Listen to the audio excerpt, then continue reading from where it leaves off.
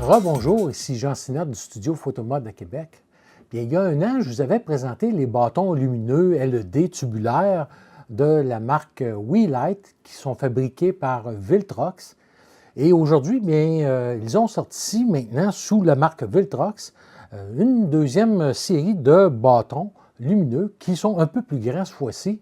Et c'est les K60 que je vous présente aujourd'hui et on va voir qu'il y a des choses vraiment nettement améliorées sur ces bâtons-là et des belles caractéristiques aussi. Comme je vous disais, ce sont des bâtons lumineux LED et les choses qui sont vraiment intéressantes, c'est que la puissance va être ajustable de 1% à 100% et la température de couleur est ajustable de 2500 Kelvin à 8500 Kelvin et on a l'option d'avoir toutes les couleurs en RGB. Et vraiment, là, ce sont des bâtons là, très pratiques. Écoutez, moi, je me sers de ça à profusion. Et ça fait un an que j'ai l'ancien modèle que je vous montre ici. Donc ça, c'est le K21 que j'avais autrefois. Et comme vous voyez, bien, on va voir les différences qu'il y a entre les deux maintenant au niveau de la longueur. Et aussi, on va voir qu'il y a une différence au niveau de la puissance. Donc lui ici, là, je m'en suis servi vraiment à toutes les sauces. Et écoutez, maintenant d'avoir la série qui est un peu plus puissante, en plus de ça, et plus longue, bien, ça me permet encore d'être plus créatif. Et je vous le dis, moi, j'utilise ça à profusion là, dans mes shootings le soir, là, dans les rues ou dans la forêt ou peu importe quoi. Lorsqu'on ne veut pas s'apporter de gros flashs ou on veut partir léger, bien vraiment, là, c'est le but de ça, c'est vraiment d'avoir le maximum de luminosité possible en faible condition de luminosité extérieure. Donc, je veux dire par là, le soir ou dans les journées très nuageuses, par contre, mais au gros soleil ou sur le sable, la neige, puis à ce moment-là, ça ne sera pas tellement efficace parce que c'est quand même pas puissant par rapport à une lumière ambiante normale. Par contre, comme je vous dis, de soir ou en tombée de la nuit, bien vraiment, c'est là que ça devient très pratique et je vais vous montrer comment je l'utilise. Et le bâton K60 est disponible, soit on peut l'acheter seul ou en boîte de deux. Si on l'achète seul, à ce moment-là, qu'est-ce qu'on va avoir? On va avoir le bâton comme tel. On va avoir le câble de recharge qui est USB-C à USB-C qui est fourni avec et un petit étui souple, là, comme on voit ici sur la photo. Et si on l'achète en paquet de deux, bien c'est là la grosse différence, c'est qu'on va avoir à ce moment-là un bon étui là, qui est rigide, qui va bien protéger les deux bâtons qui embarquent dedans.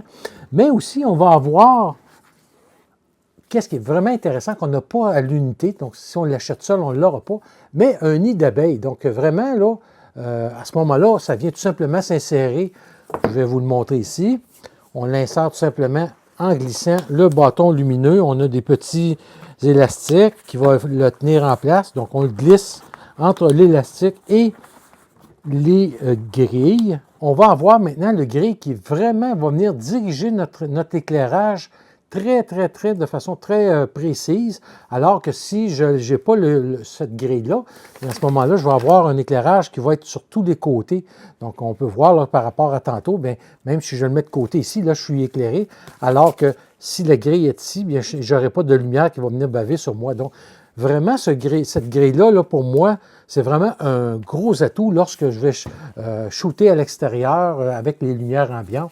Donc, c'est inclus dans l'ensemble de deux lampes. Et naturellement, on va avoir les deux câbles pour recharger. Et on va avoir aussi un adaptateur qui est ici. Donc, qu'est-ce que ça fait, ça ici? C'est tout simplement, ça nous permet de venir unir les deux tubes. Donc, lorsque je peux venir visser ça ici sur le premier tube, et après ça, je peux venir le visser sur les deux, et à ce moment-là, je vais avoir les deux tubes qui vont être reliés ensemble pour n'en former qu'un seul long tube. Au point de vue des caractéristiques, c'est une lampe qui va pouvoir nous être utile autant lorsqu'on va faire du streaming ou de la diffusion en direct, lorsqu'on veut se photographier soi-même, un selfie, faut faire une lumière d'ambiance, des prises de vue créatives. C'est une lampe de 20 watts, donc quand même beaucoup plus puissante que la K21 qui a 8 watts. Comme je vous disais, une balance des blancs variable de 2500 à 8500 Kelvin. On a une application mobile qui est disponible, a une longueur de 57,8 cm avec un diamètre de 4 cm et un poids de 569,5 grammes. Et concernant la batterie qui est intégrée dans la lampe, bien, vous allez voir que ça prend un temps de recharge entre 2 heures et 4 heures. Pourquoi entre 2 heures et 4 heures? Bien, ça dépend du bloc d'alimentation qu'on va utiliser parce que le câble qui est fourni avec USB-C à USB-C, on a besoin du petit bloc qu'on va brancher dans le mur. Et là, ça dépend du bloc comme tel. Il y en a qui vont avoir des sorties plus fortes en wattage, d'autres moins forts.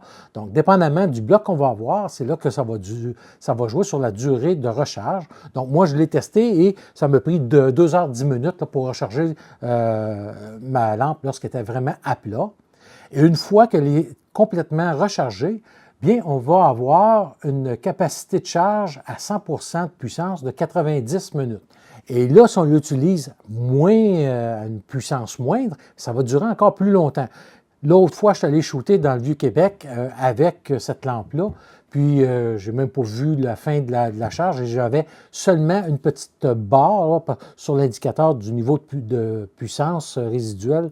Je n'avais seulement une barre qui était partie, donc vraiment, ça dure très longtemps. Et comme je vous disais, avec le port USB, bien, on va soit le recharger dans le mur, mais aussi, là, on peut avoir ce qu'on appelle des banques externes, donc un power bank. Bien, à ce moment-là, on va pouvoir la connecter dessus et pouvoir s'en servir de façon continue. Et comme on voit sur la photo, le bâton est équipé d'un écran de contrôle avec les touches comme on retrouve normalement, soit pour naviguer à travers les modes, et on va avoir des touches de sélection. On va avoir 26 effets de scène. Les effets de scène sont vraiment très faciles à aller chercher directement sur le bâton. Ou l'autre chose qui est vraiment un plus, c'est que le bâton possède une application qu'on peut télécharger sur notre téléphone. Et à ce moment-là, écoutez, c'est vraiment très facile de synchroniser le tout là, entre l'application et le bâton. Là, je vous le dis, c'est plus simple qu'on pense. Et vraiment, là, à ce moment-là, on peut contrôler non seulement les scènes à distance, on peut contrôler aussi la vitesse à laquelle on veut que ça varie, que la scène se répète ou que ça varie. Bref, il y a panoplie de choses. On va avoir accès à toutes les couleurs et je vais même vous montrer aussi qu'on va avoir, un peu comme dans d'autres lampes, un color picker ou un outil de sélection de couleurs où qu'on peut pointer à ce moment-là, lorsqu'on choisit ça sur notre cellulaire, bien, c'est notre appareil photo qui devient, avec une mire, on va venir choisir à ce moment-là une couleur d'un vêtement, d'un accessoire, et la couleur va être sélectionnée dans le bâton. Vraiment, là, des trucs qui sont très, très rapides d'utilisation. Et juste pour vous montrer, je vais aller chercher mon téléphone. Donc, j'ai fermé ma lumière principale juste pour vous montrer. Et qu'est-ce qui est bon à savoir? On a simplement là, ouvrir notre appareil photo, venir sur le code QR. Et là, à ce moment-là, ça va nous emmener directement sur, moi je suis sur Apple, va m'emmener sur Apple Store. Je télécharge le logiciel. Et vous allez voir, c'est très simple. Donc, une fois que j'ai ouvert mon application, comme on voit ici, mon application est ouverte, je n'ai même pas besoin de synchroniser le tout. La seule chose que j'ai besoin de faire, c'est d'allumer mon bâton. Et à ce moment-là, qu'est-ce que je vais faire? C'est que je vais regarder que je sois sur le même canal. Donc ici, je suis sur le canal 2. Sur mon application, je vois au centre que je suis sur le canal 2. Donc, et là, automatiquement, vous allez voir, vous voyez, je vais le mettre ici pour que vous puissiez voir. Là, je peux venir jouer avec les Kelvin directement. Je peux venir jouer sur la puissance de la lampe. Donc, vraiment, et je vais venir m'éclairer. Vous allez pouvoir voir un peu mieux comme ça ici. Donc, je vais me remettre ici, exemple, à 3100 Kelvin, qui est de la même couleur, comme je vous disais, que mon autre lampe qui est ici. Et là, je peux venir jouer avec l'intensité lumineuse. Donc, vous pouvez me voir. Et je fais tout ça à partir de mon téléphone. Et ensuite de ça, bien, j'ai des Kelvin directement disponibles. Je pourrais passer à 5500 Kelvin. Comme vous voyez, on le voit là, que les couleurs changent. Et ensuite de ça, bien, j'ai les petits carreaux qui sont en bas, j'appuie dessus. Et là, je peux venir jouer sur les autres effets. Donc, par exemple, si je veux avoir des couleurs spécifiques, bien, je vais avoir ma palette de couleurs, donc je peux venir jouer comme on voit, vraiment sur toutes les couleurs. Et l'autre chose, je reclique sur la même chose, je peux avoir des gels de couleurs. Donc, je peux avoir ici différents gels et je peux avoir soit en marque Lee ou la marque Roscoe, les différents types de gels. L'autre chose que je vais avoir aussi, c'est que je vais avoir mes scènes. Donc, comme on voit ici, je suis sur une ambiance de club. Je peux mettre bon, les gyrophares de police. Donc, comme vous voyez, c'est ça. Et je peux mettre bon, la télévision. C'est exemple, j'écouterai la télévision. Ça va nous donner des effets comme si l'image changerait. Et je vais avoir le color picker qu'on appelle, qui est, comme je vous disais ici, qui est ma petite source. Donc, si, exemple, je veux venir chercher le rouge qui est ici, je vais venir chercher vraiment le rouge qui est là. Donc, comme vous voyez, j'ai le rouge qui vient de s'afficher. Donc, vraiment, là, une application simple, efficace. Comme vous avez vu, là, on a seulement besoin de l'allumer. Et la seule chose qu'on a vérifié, c'est être sûr que les deux soient sur le même canal. Maintenant, pour ce qui est des prix, bien, normalement, sur Amazon, on devrait les recevoir prochainement. Sinon, bien, vous pouvez aller sur le site de Viltrox directement. Vous allez avoir en bas là, les liens pour aller chez Viltrox. Et la première des choses qu'on fait lorsqu'on arrive sur le site, vous allez voir en haut à gauche, il faut sélectionner la monnaie dans laquelle on veut magasiner. Donc, comme par exemple, là, ici, on voit que le bâton solo ou unique, bien, il va se vendre 105,93 $ canadiens et je vous mets entre parenthèses en euros. Et si on veut avoir l'ensemble double, bien, ça va se vendre 210 $ canadiens et encore là, vous avez entre parenthèses en euros pour les gens qui sont en France. Donc, aussi, c'est à surveiller. Les prix varient beaucoup d'une journée à l'autre parce que le tout est basé sur le taux d'échange américain. Donc, c'est un peu comme d'autres sites. Lorsqu'on achète directement en Chine, bien, ça varie de jour en jour. Et c'est pour ça qu'aujourd'hui, vous pouvez le retrouver à 2-3 $ de moins ou de plus selon le taux de change. Et sûrement qu'on va trouver dans les jours ou les semaines à venir qui seront disponibles chez Amazon France ou Amazon Canada. Et à ce moment-là, bien encore là, ça peut être disponible soit à l'unité ou en duo. Moi, écoutez, pour la différence de prix, je vous recommande vraiment en duo parce que, de un, c'est d'avoir les petits grids qui sont inclus avec, c'est vraiment très pratique. Et de deux, bien, lorsqu'on en a deux, bien, on peut s'en servir, un comme éclairage principal, par exemple, et aussi un deuxième comme éclairage secondaire pour déboucher des ombres ou si on est sur un fond noir. Et juste pour vous montrer comment que deux tubes peuvent être efficaces, bien, j'ai une de mes amies à qui j'enseigne la photo. On est allés ensemble dans le Vieux-Québec l'autre soir pour photographier son fils qui était là avec sa copine. Et je me suis servi d'éclairagiste, donc je l'ai positionné, j'ai montré comment, qu'est-ce qui était possible de faire. On avait une petite neige qui tombait, c'était fabuleux. Et donc, Nathalie, bien, a pris la photo du couple. Et moi, qu'est-ce que j'ai fait? J'étais caché en arrière et je me suis servi de mon deuxième tube pour vraiment éclairer en arrière pour qu'on puisse voir les petits flocons qui tombaient, vraiment rendre l'atmosphère, alors que le conjoint de Nathalie, qui est en avant, bien, tenait l'éclairage principal. Et vous voyez sur la photo, c'est vraiment là, fabuleux comme rendu si on a deux lampes. Donc, si on est à la pluie ou sous la neige, bien à ce moment-là, vraiment, ça peut être efficace. Et même lorsque je suis seul, bien, j'ai simplement à le mettre sur un trépied et à ce moment-là, je vais pouvoir l'utiliser de cette façon-là aussi. Et des petits accessoires qui sont vraiment pratiques, un peu comme le premier bâton K21, bien, on peut retrouver sur Internet des poignées comme ça ici, là, qui est avec la vis standard, là, 1/4 de pouce. Donc, qu'est-ce que je fais? Tout simplement, on est équipé à chaque extrémité de trous de vis. C'est les mêmes trous de vis qu'on va avoir. Donc, je peux venir le visser et à ce moment-là, bien, ça va pouvoir me permettre vraiment, si je suis un assistant, bien, de venir l'éclairer. Et même, je vous dirais que souvent, moi, ça va m'arriver régulièrement, que je vais être seul, je vais pouvoir tenir ma caméra et avoir mon bâton de lumière pour éclairer la personne. Donc, ça se fait bien et ça nous évite d'avoir à venir cacher une partie de la lumière qui est ici. Donc, vraiment, là, c'est Et ce genre de poignée-là, vous allez retrouver ça à 10, 15, 20 $, dépendamment des marques. Là. Moi, ici, c'est la marque Pure Gear que j'avais acheté là, sur Internet. J'ai ça quand même depuis 2-3 ans. Donc, vraiment un truc efficace à aller avoir avec nous, avec ces bâtons-là. Également, on peut avoir la multipince Manfrotto pour venir fixer à l'horizontale le bâton. Donc, avec la multipince, à ce moment-là, qu'est-ce que je fais? Je viens tout simplement l'installer sur mon pied de lumière. Donc, je vais l'installer ici, comme ça, voilà. Et qu'est-ce que ça va me permettre à ce moment-là? Ça va être avec la multipince de pouvoir l'installer à l'horizontale. Donc, je peux venir installer ma lampe à l'horizontale ici, comme ça. Donc, je peux la mettre ici au centre, comme je pourrais la mettre aussi à un bout si je désire l'avoir non centré. Donc, et il faut faire attention quand même, on n'a pas besoin de serrer très fort parce que c'est du plastique qui est ici. Donc, si on serre fort, on risque de casser. Donc, pour les différentes façons de fixer cette lampe tubulaire-là sur un pied de lumière, par exemple, et on va avoir des petits adapteurs comme ça ici, là, qui passent de la grandeur de 1/4 de pouce à 3/8 de pouce. Donc, il s'agit tout simplement de venir visser ça ici dans une des deux extrémités de la lampe. Et ensuite de ça, on va fixer ça tout simplement sur le pied de lumière.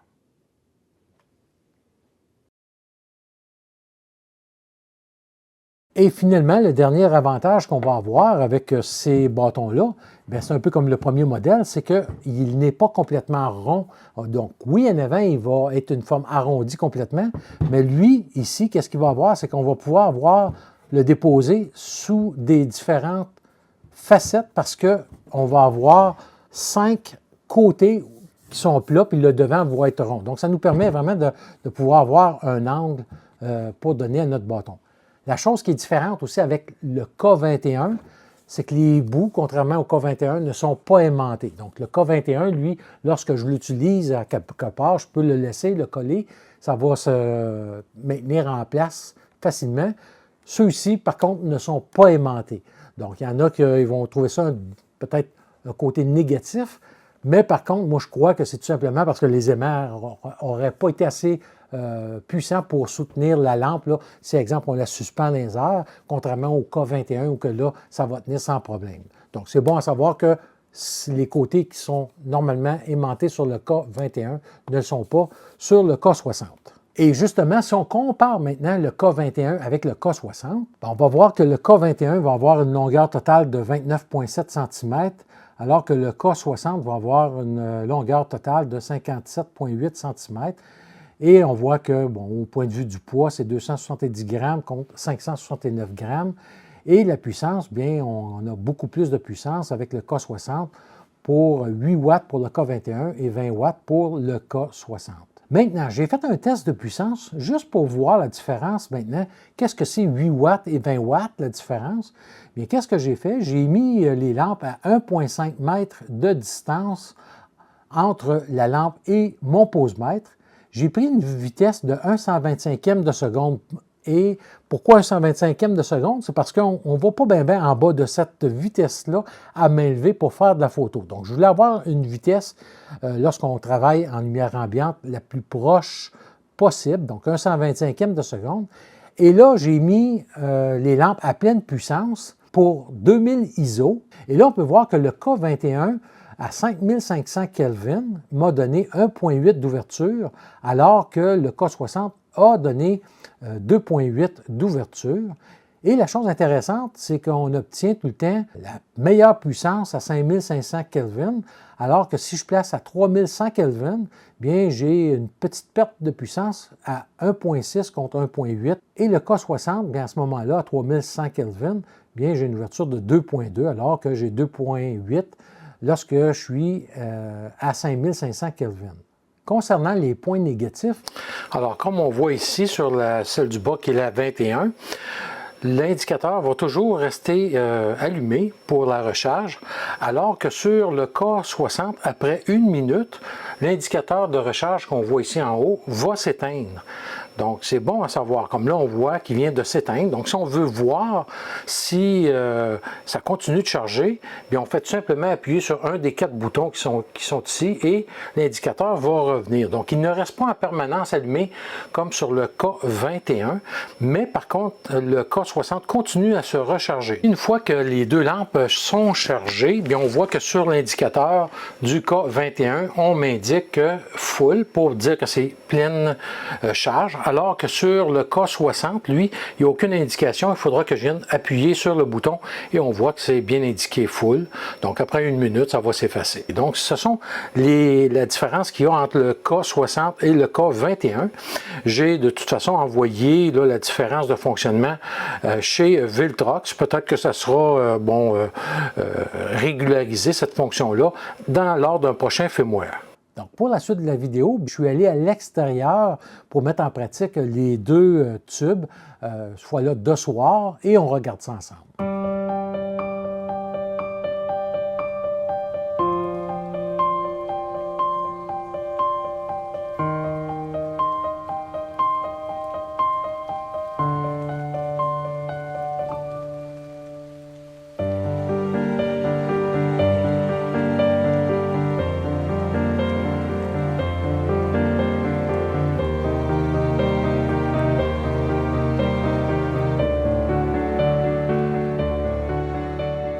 Donc, comme vous avez vu, bien écoutez, c'est vraiment des bâtons excellents. Ça sert vraiment à toutes les sauces. Moi, ça peut être créatif en studio. Oui, c'est sûr que lorsqu'on travaille en studio, on va devoir monter nos ISO naturellement parce que ça n'a pas la puissance d'un flash. Mais par contre, lorsqu'on veut créer des effets, ça peut être très, très, très bien. Aussi, moi, en tout cas, moi, où je les utilise à profusion, c'est vraiment dehors, le soir ou à tomber de la nuit, ou pour faire des jeux de light painting ou de peinturer de la lumière avec des bâtons. Donc, je pourrais jouer avec mes deux. Donc, vraiment très efficace. L'affaire que j'adore, comme je vous ai dit, c'est les grilles. Vraiment, ça vient aider beaucoup à diriger notre lumière bien précisément. Et on gagne un petit peu de puissance aussi. Donc, vraiment, là, un plus. Et pour moi, en tout cas, là, d'avoir ces deux grilles-là, c'était vraiment le coup de cœur pour passer aux deux tubes plutôt qu'un tube, je vous le dis. Pour la différence de prix, allez tout de suite avec les deux tubes. Et finalement, un autre usage qui est non négligeable, c'est lors de panne de courant. Écoutez, ici, dans notre région, là, c'est régulier. On a 2-3 pannes de courant par hiver. L'an dernier, on avait même une panne qui avait duré pendant 30 heures. Et j'ai des lampes comme ça, ici, tubulaires, j'en ai 5 au total. Donc, on accroche ça un peu partout. Ceux qui sont aimantés, je mets ça sur le frigidaire. Bref, ça éclaire beaucoup et on n'a pas besoin d'être à 100 %. Donc, 10 là, ça va me durer toute la journée complète. Et s'il y en a une qui commence à être faible, je me sers de ma petite batterie externe. Je recharge ça pendant que j'utilise l'autre. Donc, vraiment, une autre utilisation là, que des fois, là, peut nous être pratique, même en camping. Donc, bref, ça peut être une panoplie de choses là, vraiment intéressantes. Donc, ce sont des bâtons que je recommande vraiment si vous recherchez ce type d'éclairage-là. Et je vous le dis, ça rouvre des perspectives. Moi, en tout cas, j'adore depuis que j'ai mes objectifs Viltrox à grande ouverture, comme le 75 mm 1.2. Bien, écoutez, pour moi, là, je n'ai même plus besoin de traîner de flash. Parce qu'avant, je traînais un flash, un trépied, mon déclencheur à distance, un paquet de trucs. Aujourd'hui, je pars avec ça. Il y a un petit pied portatif. Je mets ça dans un coin et je me promène avec ça. Le tour est joué. Et la beauté, je peux aussi adapter ça selon la température de couleur avec lesquelles que je vais être en ambiance à l'extérieur. Donc, vraiment, là, excellent. Et on a vu aussi que Viltrox vont sortir un 20 mm qui est déjà disponible en monture Sony. On va l'avoir maintenant en monture Nikon, un 20 mm 2.8, mais à vraiment à très bas prix. Ça sera quasiment en bas de 300 $. On parle de 290 $ dans ces coins-là. Donc encore là, ça va être un autre objectif à surveiller à venir. Et aujourd'hui, qu'est-ce que j'ai reçu? Bien écoutez, le Viltrox 27 mm 1.2 en monture Nikon Z. Donc vraiment, là, un autre objectif là, fabuleux que j'ai hâte de découvrir parce que, bon, sur mon Z9, ça va être excellent. Ça donne un équivalent de 40 mm, donc comme la vision normale, pratiquement humaine. 1.2, donc ça va être excellent pour en basse lumière. Donc, j'ai vraiment hâte d'aller jouer avec ça parce que souvent, le 75 mm, je vais manquer de recul. On ne sait jamais. Nikon, peut-être, vont nous sortir prochainement le Z52 avec l'autofocus d'un Z9. Donc, ça pourrait être encore là un atout pour les demi-capteurs chez Nikon. Donc, vraiment, un bel objectif que je vais vous faire découvrir dans les prochaines semaines. Alors voilà, si vous avez des questions, des commentaires, comme d'habitude, vous les laissez ici et je vous réponds là, normalement en dedans de 48 heures. Donc d'ici la prochaine capsule sur le 27 mm, bien, je vous souhaite là, encore une fois une bonne année et on se revoit là, très bientôt.